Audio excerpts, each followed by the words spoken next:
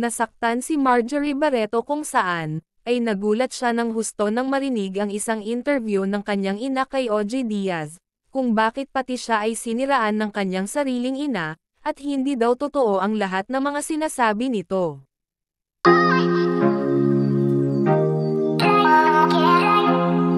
Hindi napigilan ni Marjorie Barreto ang kanyang nararamdaman kung saan, ay sobra itong nasaktan sa kanyang natuklasan tungkol sa mga pinagsasabi ng kanyang sariling ina na si Inday Barreto. Sa kanyang IG nga ni Marjorie Barreto ay nagpost ito ng kanyang mga hinanakit kung saan, ay naglalaman lahat ang gusto niyang sabihin at linawin.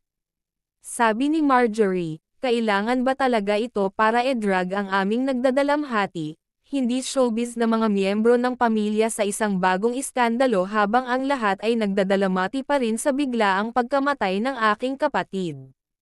O damage control na naman ako. The mission, destroy Marjorie para maging maganda at malinis ang bunsong anak.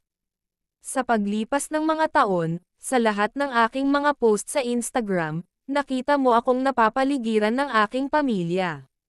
Mahal ko ang pamilya ko. Ang mga kapatid ko, mga pamangkin, tatay, at nanay. Lagi kong sinisigurado na magkakasama kaming lahat sa mga pagtitipon ko. Sa lahat ng mga larawan at video na iyon, hindi mo ba nakita ang aking ina sa aming malalaking kaganapan sa pamilya?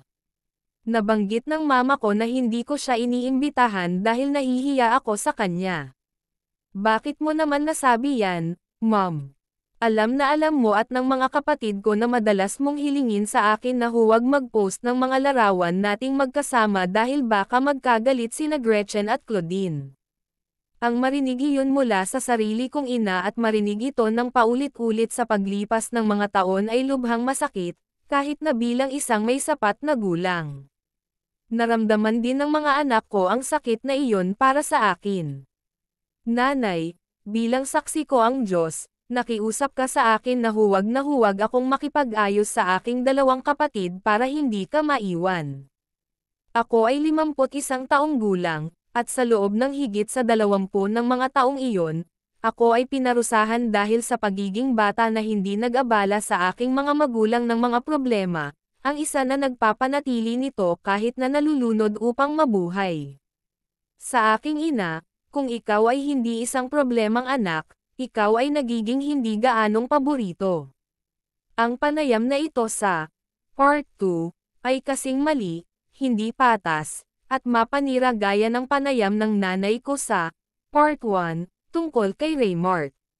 Ang Diyos ay nakakaalam ng lahat. Nagmamasid ang Diyos. Sinabi ng nanay ko na malakas ang loob ko sa masamang paraan. Nay, hindi ako dapat parusahan at insultuhin dahil sa pagiging malakas ang loob ko. Lumaban ako ng husto para makarating sa puntong ito. Wala akong choice. Kapag naging mahirap ang takbo para sa pinapaboran na bata, pinaghihirapan ko ito. Wala siyang magagawang mali. Laging biktima ang pinapaboran na bata. Ang mga nakaligtas ay ang mga kontrabida.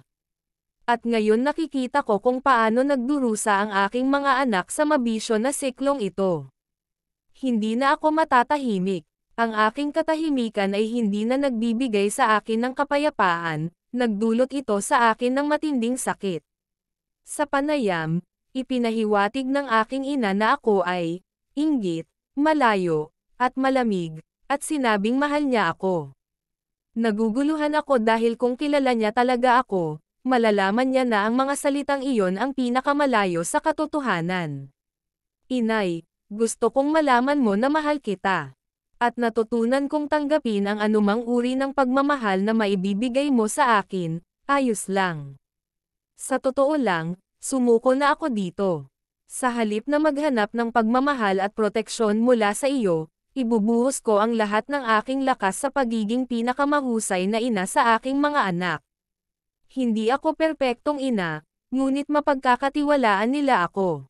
Maaari mong itanong kung bakit pakiramdam ko kailangan kong linawin at ipaliwanag, ito ay dahil ako ay hindi maintindihan. At kapag ang isang taong malapit sa iyo ay binaluktot ang katotohanan sa isang napakapublikong paraan, ito ay lumilikha ng sakit na hindi ko na kayang pigilan pa ng aking katahimikan. Pinapahiwatig nga ni Marjorie Barreto na isang kasinungalingan ang sinabi ng kanyang ina, at nabanggit din nito ang tungkol kay Raymart Santiago na isa din sa pinag-usapan ng ina nito sa nakaraang interview nito kay OG Diaz. Kung ano man ang totoo sa kanilang kanya-kanyang mga kwento ay talagang sila lang ang nakakaalam ng totoo.